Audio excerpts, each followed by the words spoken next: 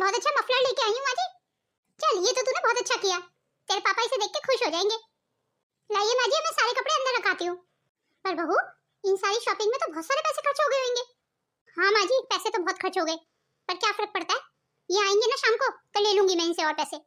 आपको पता है माँ जी, मार्केट में क्या वैरायटी के सोफे के कवर आए हुए हैं, बहुत अच्छी अच्छी बेडशीट आई हुई है। इस बार ये थोड़े से ज्यादा पैसे देंगे ना तो वो भी लेके आऊंगी मैं।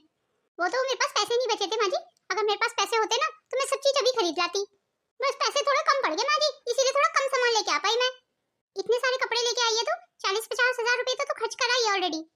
अब आपको तो पता है ना माँ जी, हम लोगों को ब्रांडेड पहनने की आदत है और सोसाइटी में हमें अपना स्टेटस भी तो मेंटेन करना है ना, तो अब इतना तो करना ही पड़ेगा ना माँ जी।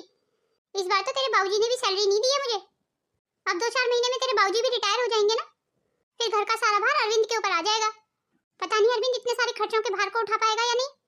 अरे माँ जी, आपके बेटे का बिजनेस भी तो फल फूल ही रहा है ना, आगे और फल फूलेगा, सब ठीक ही रहेगा माँ जी, आप क्यों परेशान होती हैं। रोशनी बहू, मुझे लगता है थोड़ी खरीदारी पे रोक लगानी चाहिए अब हमें, हमारे घर के खर्चे बहुत बढ़ते जा रहे हैं अब। अगर हम इसी तरीके से खर्चे करते रहे तो हम कर्ज में और ज्यादा डूब जाएंगे। ओहो माँ जी, कर्जे भी सब पट जाएंगे ना, आप क्यों परेशान होती हैं। माँ जी, हम लोगों का एक सोसाइटी में नाम है, एक इज्जत है, रेपुटेशन है, अब उसको मेंटेन भी तो करना होगा ना, और उसको मेंटेन करने के लिए खर्चे तो हमें करने ही पड़ेंगे। और अपना नाम और सोसाइटी में इज्जत बनाने के लिए पैसा तो खर्च होता ही है माँ जी। आप अपनी बड़ी बहू को देख लीजिए माँ जी, कैसे रहती है, काम वाली बाई की तरह लगती है बिल्कुल। लो जी, नाम लिया भाभी का और आगी भाभी। और बताइए भाभी, आज इस तरफ कैसे आना हुआ। नहीं, वो पलक को मैं यहाँ कोचिंग तक छोड़ने आई थी, मैंने सोचा चलो माँ जी से और तुमसे मिल लिया जाए, इसीलिए आ गई थी। बहुत अच्छा किया भाभी, देखो मैं कितनी सारी खरीदारी करके लाई हूँ। मेरे लिए भी साड़ी लेके आई है रोशनी बहू, तुझे तो पता भी नहीं होगा कि अपनी सास को साड़ी भी देते हैं। अरे लगता है बहुत बुरा लग गया तुझे, ऐसे मुंह क्यों लटका लिया। ओहो माँ जी, आप भी ना कैसी बातें लेके बैठ जाती हैं, कर दिया ना भाभी का मूड खराब। आपको तो पता ही है ना माँ जी, आप शॉपिंग करेंगे और ब्रांडेड कपड़े खरीदेंगे तो उसमें तो पैसे खर्च होते ही है ना। अब भाभी के पास भला इतने पैसे कहाँ हैं। वैसे भी भैया के कौन से बड़े बड़े बिजनेस चल रहे हैं, वो भी तो एक मामूली सी नौकरी करते हैं। अब हर कोई आपके छोटे बेटे अरविंद की तरह इंटेलिजेंट थोड़ी होता है माँ जी, अब जिसकी जितनी औकात होती है वो उसी हिसाब से रहता है ना माँ जी। पर भाभी, मुझे बड़ा दुख हो रहा है कि मैं आपके लिए कुछ नहीं खरीद के लाई। पर हाँ भाभी, मेरे पास ना एक आइडिया है, आप ना एक काम करना, मेरे ना कुछ ब्रांडेड पुराने कपड़े रखे हुए हैं, मैंने वो ज्यादा नहीं पहने, सिर्फ एक एक दो बार ही पहने हैं, आप ना वो ले लेना। ठीक है रोशनी, मुझे दे देना, मैं पहन लूंगी। मैं भी तो जरा देखो ब्रांडेड कपड़े पहनने में कैसे होते हैं, और वैसे भी तुम मेरी छोटी बहन की तरह ही तो हो, तुम्हारे कपड़े पहनने में मुझे कोई शर्म नहीं है। और वैसे भी रोशनी, हम उतने ही पैर फैलाते हैं जितनी हमारी चादर है। माँ जी, ये कैसी सी औरत है, इन्हें बुरा नहीं लगा बिल्कुल भी। मैंने तो इन्हें ताने मारे थे माँ जी कि पुराने कपड़े ले लेना मेरे, पर माँ जी ये तो खुशी खुशी पुराने कपड़े लेने को तैयार हो गई। ओह रोशनी बहू, अब खुशी खुशी कपड़े पुराने लेगी नहीं वो तो और क्या करेगी, अब उसकी तो औकात है नहीं ना ब्रांडेड कपड़े पहनने की, जो इसने मायके में देखा वो यहाँ करती है, इसकी माँ भी सबकी उतरन पहन ही लेती होगी, इसीलिए यहाँ पे बेटी पहन रही है। और वैसे भी बच्चे तो वही करते हैं जो माँ बाप सिखाते हैं उन्हें, इनके घर का हमेशा का चलन रहा होगा ये कि किसी के भी पुराने कपड़े पहन सकते हैं। मेरे से नहीं पहने जाते ऐसे किसी के पुराने कपड़े, ना बाबा ना। अब योगेश की शादी गलती से हमने छोटे खानदान में कर दी थी ना, तो उसका भुगतान तो हमें करना ही पड़ेगा। पर पता नहीं योगेश भी क्यों इसके लिए पागल हो रखा है, इसको छोड़ने को तैयार ही नहीं है, मेरे से अलग होकर रहने लगा है। माँ को छोड़ दिया पर मिथिलेश को नहीं छोड़ पा रहा। खैर छोड़ रोशनी बेटा, इन सब बातों में क्या रखा है, इसीलिए तो हमने अरविंद की शादी तुझ जैसी लड़की से की जो हमारे स्टेटस को मेंटेन रख पाए। अब तेरा खानदान कोई मिथिलेश के खानदान की तरह उतरन पहनने वाला तो है नहीं, तेरे को तो अच्छे से पता है बहू कि समाज में कैसे उठते बैठते हैं, कितना दिखावा करना पड़ता है समाज में उठने बैठने के लिए, अपनी इज्जत बनाने के लिए। और वैसे भी जिस घर में दो दो आदमी हो कमाने वाले, उस घर की औरतें अपने हाथ को तंग क्यों रखें, खुल के ना खर्च करें। ये बात तो आपने बिल्कुल सही कही माँ जी, पैसा होता ही किस लिए है, खर्च करने के लिए तो होता है। अब बहुत बातें हो गई माँ जी, अब मैं इन बैगों को अंदर रखाती हूँ। हे भगवान, तेरा लाख लाख धन्यवाद मुझे रोशनी जैसी बहू देने के लिए, ऐसी बहू तो मैं हमेशा से चाहती थी। घर के स्टैंडर्ड को कैसे मेंटेन रखना है रोशनी बहू को अच्छे से पता है, और हो भी क्यों ना, अब रोशनी ठहरी खाते पीते खानदान की लड़की, मेरे अरविंद के लिए मुझे ऐसी लड़की तो चाहिए थी। चलो अपनी साड़ी को अंदर ले जाती हूँ, अंदर रख देती हूँ अपनी वार्डरोब में। ओहो मम्मी, ये बस क्यों नहीं आई अभी तक, कितनी देर से इंतजार कर रहे हैं, मुझे लगता है पापा भी घर आ गए होंगे अब तो। अरे पलक बेटा तू शांति रख, अभी आने वाली होगी बस। अरे चाची आप दोनों यहाँ बस का वेट कर रहे हैं, देखिए ना चाची कितनी देर से इंतजार कर रहे हैं, अभी तक कोई बस ही नहीं आई। बस नहीं आ रही है तो कैब कर लो ना, कैब से चले जाना घर। अरे नहीं नहीं रोशनी, थोड़ी दूर तो घर है, कैब में वैसे भी इतने पैसे खर्च हो जाएंगे। जो काम 10 रुपए में हो सकता है उसके लिए 100 रुपए क्यों दे? अरे भाभी, आप 100 रुपए बचाने के लिए यहाँ पे कब तक खड़ी रहेंगी? अब कम से कम कैब में जाती हुई आप अच्छी तो लगोगी। क्यों रोशनी, हमें कैसे दिखाना है? और क्या बस में बैठने से हमारी शान कम हो जाएगी? मैं तो आपको समझा ही सकती हूँ भाभी, मानना या ना मानना आपकी मर्जी है। ठीक है तो भाभी, अब मैं चलती हूँ। चाची के पास तो गाड़ी है, आज ये स्कूटी पे कहाँ जा रही थी पर? अरे छोड़ ना पलक बेटा, हमें क्या मतलब है कहीं भी जा रही हो। माँ, क्यों ना हम कैब बुक कर ले? इतनी देर से तो हम खड़े हैं, अभी तक तो बस कोई आई नहीं है। 2-4 मिनट और इंतजार कर लेते, और अगर 2-4 मिनट के बाद भी नहीं आई तो हम ऑटो कर लेंगे फिर। वैसे भी पैसे की बहुत रिस्पेक्ट करनी चाहिए, उसे यूं फिजूल खर्च नहीं करना चाहिए, और दिखावा तो इंसान को बिल्कुल भी नहीं करना चाहिए। हमेशा सादा जीवन और उच्च विचार के नियम पे चलना चाहिए। पलक बेटा, पलक बेटा। जी माँ। वो बेटा मैं ये कह रही थी, आज मैं शाम को मार्केट जाऊंगी, अगर तेरे को कुछ कपड़े चाहिए सर्दियों के तो मुझे बता देना, मैं ले आऊंगी। नहीं माँ, मेरे पास तो पिछले साल के रखे हुए कपड़े, उन्हीं से काम चल जाएगा मेरा।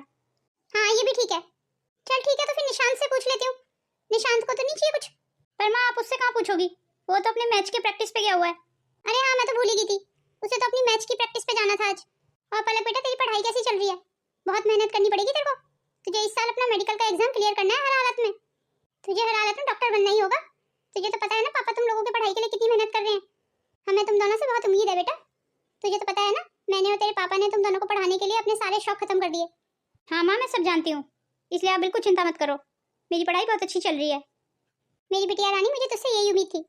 चल जा, तू अपनी पढ़ाई कर ले। ठीक है फिर, मैं भी फटाफट पोछा लगा देती हूँ, झाड़ू तो मैंने पहले ही लगा दी थी। ला ला ला ला ला ला ला ला ला। ये भाभी कितने मजे से पोछा लगा रही है, कितना मजा आ रहा है ना पोछा लगाते हुए। भला पोछा भी कोई इतनी खुशी से लगाया जाने वाली चीज है? ला ला ला ला ला ला ला ला ला। भाभी ये क्या कर रही हैं आप? रोशनी तुम यहाँ कैसे? कुछ नहीं भाभी, यहाँ से निकल रही थी मैं, तो मैंने सोचा चलो आप लोगों से ही मिलती चलो। आओ रोशनी बैठो।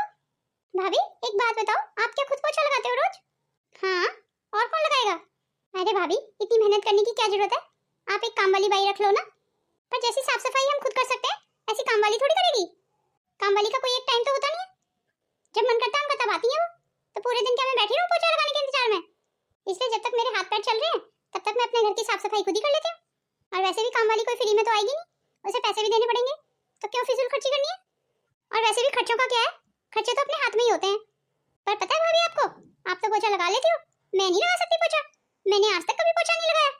मुझे ये झाड़ू पोछे वाले काम बिल्कुल पसंद नहीं है, और मुझे तो बहुत शर्म आती है पोछा लगाते हुए।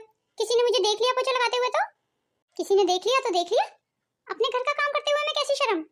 ओहो भाभी, ये छोटे तबके का काम होता है झाड़ू पोछा लगाना, पता है आपको? वैसे भी अगर घर का स्टैंडर्ड मेंटेन करना है, सोसाइटी में अपनी इज्जत बनानी है, तो हमें बहुत सारे काम नौकरों से कराने पड़ते हैं। खैर छोड़ो इन बातों को, तुम बताओ तुम्हारा कैसे आना हुआ? भाभी मैं पलक से मिलने आई थी। पलक क्या कर रही है? पलक तो अभी पढ़ाई कर रही है अंदर, उसके एग्जाम नजदीक आने वाले हैं ना, इसीलिए मैंने उसे पढ़ने के लिए बिठाया हुआ है। और तुम बताओ तुम्हारी बेटी आजकल भूमि क्या कर रही है? भूमि भूमि तो अपनी जिंदगी की पूरी ऐश कर रही है भाभी, पूरे दिन मोबाइल और टीवी पे लगी रहती है। अरे रोशनी, थोड़ा सा ध्यान दिया करो भूमि पे, उसके भी तो एग्जाम नजदीक आने वाले होंगे ना, उसे बोला करो पढ़ने के लिए। भाभी मुझे भी तो इतनी जगह जाना होता है ना, पूरे दिन मैं घर पे ही कहाँ रहती हूँ जो मैं उस पर ध्यान दूँ। अब भूमि कोई बच्ची तो है नहीं, बड़ी हो रही है अच्छी खासी, अपना ध्यान वो खुद भी तो रख सकती है ना।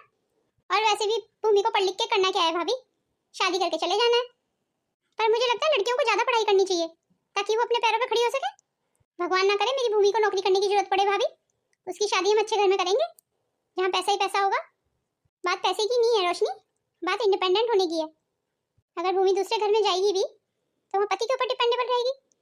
मुझे लगता है हर किसी को इतना सक्षम होना चाहिए कि वो किसी के ऊपर भी डिपेंडेंट ना हो। आप भी ना भाभी पता नहीं क्या बातें लेके बैठ गई हो। आप पलक को बुला दीजिए, मुझे उससे जरूरी काम है। अरे रोशनी क्या जरूरी काम है पलक से? दादी जी आप आ गई मंदिर से?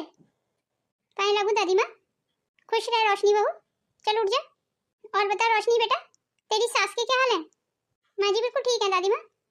हाँ तो पलक से मिलने आई थी ना, तुझे पलक से क्या काम है? वो दादी माँ भूमि के कुछ पिछले साल के कपड़े पड़े हुए थे, अब भूमि तो पहनेगी नहीं उन कपड़ों को, तो मैंने सोचा पलक को ही दे दूं, वो पहन लेगी। वैसे भी भूमि तो पहनेगी नहीं पिछले साल के कपड़ों को, इस साल वो फिर खरीदेगी नए, तो मैंने सोचा क्यों वेस्ट किए जाएं सारे कपड़े, पलक ही पहन लेगी। भाभी आप बुरा मत मानना, भूमि ने 1 या 2 बार ही पहने होंगे वो कपड़े, सारे कपड़े ब्रांड न्यू हैं अभी। तो तू इतने कपड़े खरीदती क्यों है? ओह दादी माँ, बच्चे इस उम्र में नहीं पहनेंगे तो कब पहनेंगे फिर? फैशन भी कोई चीज होती है ना। फैशन तो रोशनी बहू रोज बदलता है, तो क्या रोज ही चेंज करते रहेंगे कपड़े? और वैसे भी इतने पैसे खर्च करने की क्या जरूरत है? जितनी जरूरत हो उतने कपड़े खरीदो ना। ज्यादा कपड़े खरीद के फायदा क्या, इधर उधर बांटते फिरो फिर। तू और तेरी सास, तुम दोनों एक जैसे हो बिल्कुल। इसीलिए तो तेरी सास से मेरी बिल्कुल नहीं बनी। भाभी फिर मैं चलती हूँ, आप ना पलक को घर पे ही भेज दीजिए फिर, और वहीं से कपड़े ले आएगी भूमि के। ये रोशनी और इसकी सास दोनों ही अपनी आदतों से कभी बाज नहीं आएंगी। दोनों सास बहुएं मिलकर पैसे को पानी की तरह उड़ाती हैं। आधे कर्जे में डूबे होने के बाद ये हाल है इनके। यही सब बातें मुझे बबीता की बिल्कुल पसंद नहीं थी, इसीलिए मेरी उससे कभी नहीं बनी। अब तुम्हारे पास जितनी चादर है उतनी पैर फैलाओ ना। क्या फायदा है कर्ज ले लेके, लोन ले लेके, और तुम अपनी शौक पूरे कर रहे हो। हमेशा फैशन के नाम पे, कभी स्टेटस के नाम पे, हमेशा फालतू खर्च होते रहते हैं उस घर में। हाँ दादी माँ, ये सब तो मुझे भी पता है। मुझे निर्मल को देख के बहुत तरस आता है। भले ही मैं उससे अलग रह रही हूँ यहाँ पे भी, पर आखिर निर्मल है तो मेरा बेटा ही ना। निर्मल कमा कमा के ही थक गया, पर उसकी बीवी है कि उसके खर्चे ही बुरे नहीं होते। पर ये बात भी हकीकत है कि निर्मल ही है वो जिसने बबीता को सिर पे चढ़ाया हुआ है। और अब तो बबीता के शौक इतने ज्यादा बढ़ गए हैं, अगर निर्मल कुछ बोलेगा भी तब भी नहीं मानेगी वो उसकी। वैसे ही बबीता इस घर में कम ठीक है, फिर ये रोशनी भी ऐसी आ गई। दोनों सास बहू मिलके अब दोनों बेटों को लूटने पे लगी पड़ी है। दोनों सास बहू दिखावे में ही मर गई है। आधी कर्जे में डूबे पड़े हैं, पर दिखाना इनको ऐसे कि पता नहीं कितने अमीर है। अरे इंसान को जमीन पे ही रहना चाहिए ना, क्यों ज्यादा उड़ना है। बाकी सब तो देखा जाए दादी माँ, पर ये रोशनी तो अपनी बेटी भूमि को पढ़ने के लिए भी नहीं बोलती है। अरे बड़ी बहू, घर में रहे तभी तो बोले ना, पूरे दिन घर में ही नहीं रहती है, किटी पार्टियां और पता नहीं क्या क्या करती घूमती है। पैसे कैसे खर्च किए जाए ना, उसके नए नए तरीके ढूंढ के आती है रोज। तुझे पता है बड़ी बहू, इनका घर का सारा सामान है ना लोन पे और किस्तों पे आया हुआ है, क्योंकि सुख सुविधाएं इनको सारी चाहिए। कमाई के आधे से ज्यादा पैसे तो इनके घर के किस्तों में ही चले जाते हैं। घर के सामान की किस्त चुका चुका के तो मेरा बेटा बुढ़ा हो गया, पर बबीता को इन सब चीजों से कोई फर्क नहीं पड़ता। ये तो बड़े दुख की बात है दादी माँ, अब तो सासू माँ को ये सब समझना चाहिए। अरे बहू, एक औरत के हाथ में ही होता है घर को चलाना। आदमी तो अपनी पूरी कमाई औरत के हाथों में दे देता है। ये तो औरत को देखना चाहिए कि कैसे उसे बचत करनी है, कहाँ खर्च करना है। हर औरत को ना तेरी तरह समझदार होना चाहिए बड़ी बहू, तभी घर गृहस्थी सही से चलती है। और कर्जे से तो हमेशा बचना चाहिए। पर ये बात रोशनी और बबीता को कौन समझाए। यही सारी बातें बोल देती थी मैं, तो बबीता को मेरी बातें बहुत बुरी लगती थी। उसके लिए तो सबसे बुरी सास थी मैं, इसीलिए मेरी बनी नहीं उससे बिल्कुल। तेरे साथ रहने लगी फिर मैं आके। मेरा तो इन्हीं सब चीजों को लेके बबीता से कभी मन नहीं मिला। तेरे को भी तो कितना बेइज्जत करती थी कि छोटे घर की तुझे तौर तरीके नहीं आते हैं। तुझे भी अपने जैसे ही बनाना चाहती थी वो, पर अच्छा किया तो बनी नहीं। और मुझे तो समझ नहीं आता ये बबीता इतना दिखावा करती क्यों है। उसने पता है घर में खाना बनाने वाली अलग रखी हुई है, कपड़े धोने वाली अलग रखी हुई है, झाड़ू पोछा करने वाली अलग रखी हुई है। इतना सारा ये फालतू खर्च करती है ना। अगर इतने पैसे बबीता ने बचा लिए होते ना तो अपने सिर पे छत होती, यूं किराए के मकान में ना रह रहे होते। शौक मौज ऐशो आराम भी तभी अच्छे लगते हैं जब सिर पे छत अपनी हो। पर योगेश ने, तूने बहुत अच्छा फैसला लिया बहू। कम से कम तेरी आज इतनी संघर्षों की वजह से तुम्हारे सिर पे अपनी छत तो है, भले ही घर छोटा है पर है तो अपना। और दूसरी तरफ मेरे बेटा बहू किराए के मकान पे रहते हैं, अपना खरीद सकते थे अच्छा घर, पर नहीं, इन्हें तो महल जैसा घर चाहिए। अच्छा खासा किराया देते हैं उस घर का जिसमें ये लोग रहते हैं। अब हम भी तो रहते ही है ना इस छोटे घर में। घर छोटे और बड़े होने से कोई फर्क नहीं पड़ता, दिलों में इज्जत होनी चाहिए बस। पर बबीता को इन सब चीजों से कोई फर्क नहीं पड़ता। उसे तो महलों जैसे घर में रहना है, उसे छोटे घर में नहीं रहना। इसीलिए तो इतना किराया देते हैं अब। और मेरे बेटे की पूरी कमाई उस घर के किराए को देने में चली जाती है, और बाकी ऐशो आराम ही अपने लोन और किस्तों पे पूरे कर लेते हैं। चलो अभी तो मेरे पोते नितिन का थोड़ा सा बिजनेस ठीक ठाक चल रहा है, पर भगवान ना करे कल को कोई ऊंच नीच हो गई बिजनेस में तो तब क्या होगा। और अभी कुछ दिनों के बाद तो निर्मल भी रिटायर हो जाएगा, वो भी कहाँ तक कमाएगा।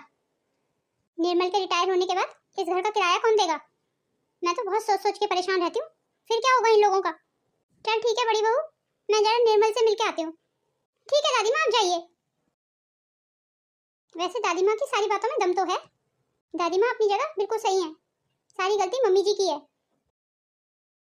माँ जी आप कैसे रास्ता भूल गई आधी का। आइए बैठिए। क्या लेंगी माँ जी, चाय या कॉफी। इस घर की शान और शौकत छोड़ के आप उस मिथिलेश के पास चलेंगी रहने के लिए।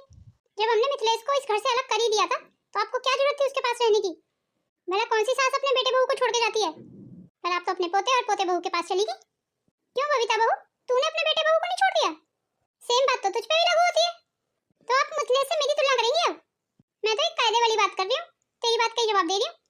तेरे घर चलाने के तरीके में और मेरे घर चलाने के तरीके में जमीन आसमान का फर्क था, और ऐसा ही तेरे साथ हुआ। तेरी बहू मिथिलेश उसके घर चलाने के तरीके में और तेरे घर चलाने के तरीके में जमीन आसमान का फर्क था, इसलिए तूने उसे अलग कर दिया। तूने बेचारी उस बहू को ताने मार मार के उसका जीना मुश्किल कर दिया था। माँ जी, अब बैठ के चाय खाए पीजिए, अब यूं मुझे जली कटी तो मत सुनाइए कम से कम। बस यही तो कमी है तेरे अंदर, तेरे को बस आईना दिखा दो तो तुझे बुरा बहुत जल्दी लग जाता है। तो आप अब मुझसे लड़ने आई हैं यहाँ पे? ये आदत तेरी है, मेरी नहीं। मैं तो अपने बेटे निर्मल से मिलने आई हूँ। रोशनी, या मेरे लिए एक कप चाय बना के ला। दादी माँ, आप राम सिंह को बोल दीजिए ना, राम सिंह बना लेगा आपके लिए चाय। अरे छोटी बहू, इतना आलस भी सही नहीं होता है। अपनी किट्टी पार्टी से ध्यान हटा के कभी घर परिवार की तरफ भी देख लिया कर। माँ जी, आप फिर शुरू हो गई? आपको कितनी बार कहा है ना माँ जी, इस घर में दखल अंदाजी बिल्कुल मत कीजिए आप।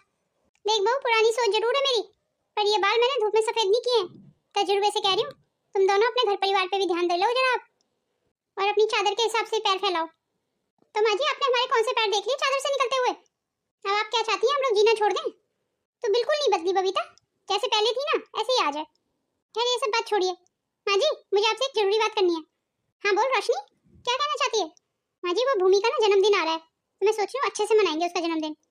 मेरा मतलब है बहुत शानदार सी पार्टी वगैरह देंगे और सब लोगों को बुलाएंगे।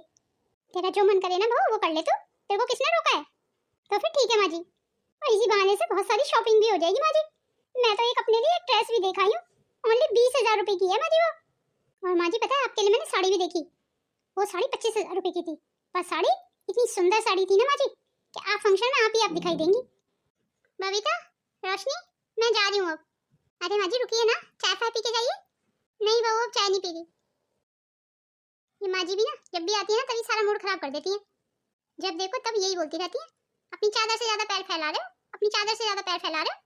अभी ना कौन समझाए, हमने ऐसा किया ही किया है। हमने कौन से अपनी चादर से ज्यादा पैर फैला लिए? और मुझे तो ये समझ नहीं आता, जब कमाने वाले को फर्क नहीं है, इन लोगों को क्यों फर्क पड़ता है इतना? वैसे भी मेरे बेटे का भी इतना अच्छा बिजनेस चल रहा है, आगे भी उसका बिजनेस ऐसे अच्छा चलता रहेगा, तो क्या कमी होगी पैसे की? सब हो जाएगा ठीक। अभी कुछ दिन तक तो तेरे बाबूजी भी कमा के ला ही रहे हैं, और जब वो रिटायर हो जाएंगे तब देखेंगे। उसके बाद मेरा अरविंद है ना, वो जिम्मेदारी उठाएगा। क्यों रोशनी, वो सही कह रही हूँ ना मैं? हाँ माँ जी, बिल्कुल सही कह रही हैं आप।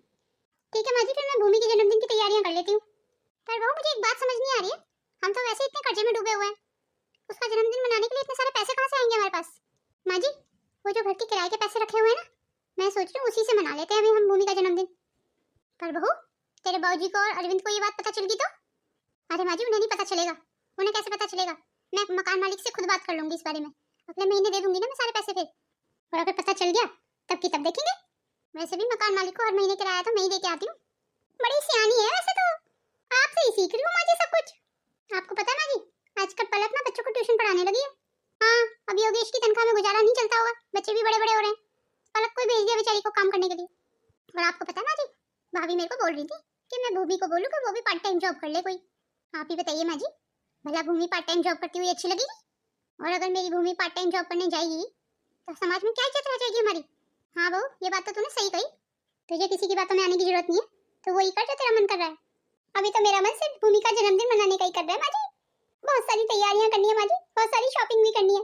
मैं एक काम करती हूँ, लिस्ट बना लेती हूँ क्या क्या सामान खरीदना है, किस किस को बुलाना है। ठीक है माँ जी, तो फिर मैं लिस्ट बना लेती हूँ। राम सिंह, मेरा खाना मेरे रूम में ही ले आना। अरे आप भी आ गए, आपके लिए भी खाना रूम में ही मंगा लो। अरविंद, आज जल्दी कैसे आ गया? क्या हुआ अरविंद बेटा, कुछ दुखी सा लग रहा है? आपको तो पता है माँ, बिजनेस करना कोई आसान बात तो है नहीं, इतने सारे पापड़ पेलने पड़ते हैं, 100 झंझट होते हैं जान को, इसलिए आज बहुत ज़्यादा सिर में दर्द हो रहा था, ऑफिस बंद करके जल्दी आ गया घर। सही किया बेटा, जा अपने रूम में अब जाके आराम कर ले। ऑफिस में अब काम तो हो ही जाता है, तभी जाके तो हमारी जरूरतें पूरी हो पा रही हैं। माँ, माँ, माँ कहाँ है आप? पलक बेटा क्या हुआ? यही तो हूँ मैं, आजा अंदर आजा। ओ माँ, आज मैं कितनी खुश हूँ, आपको पता है आज मैं पहली बार अपनी सीट पे बैठूंगी।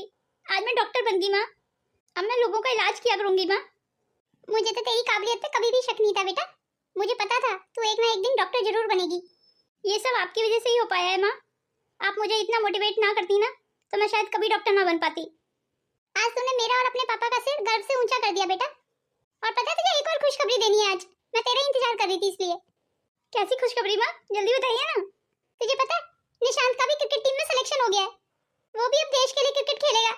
अरे वाह माँ, ये तो आपने बहुत ही अच्छी खबर सुनाई। ले तेरे पापा भी आ गए। तूने मुझे जैसे ही फ़ोन करके बताया ना कि आज तू डॉक्टर की सीट पे पहली बार बैठी, ऐसे ही मुझसे रुका नहीं गया, मैं काम छोड़ के भागा ही चला आया।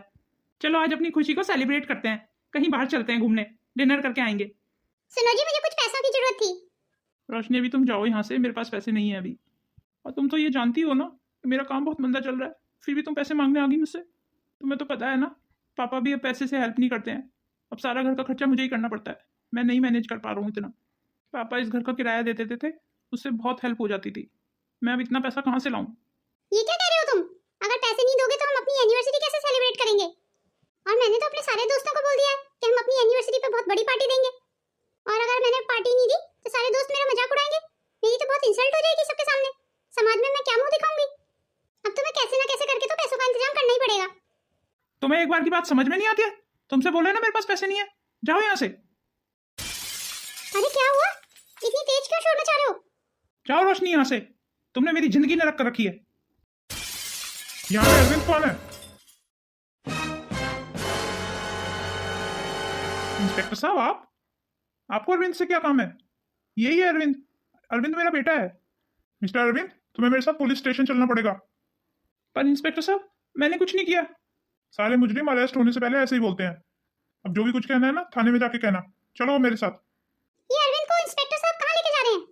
आखिर अरविंद ने क्या किया है? बाबूजी, बाबूजी इनको छुड़ाओ पुलिस से। बाबूजी।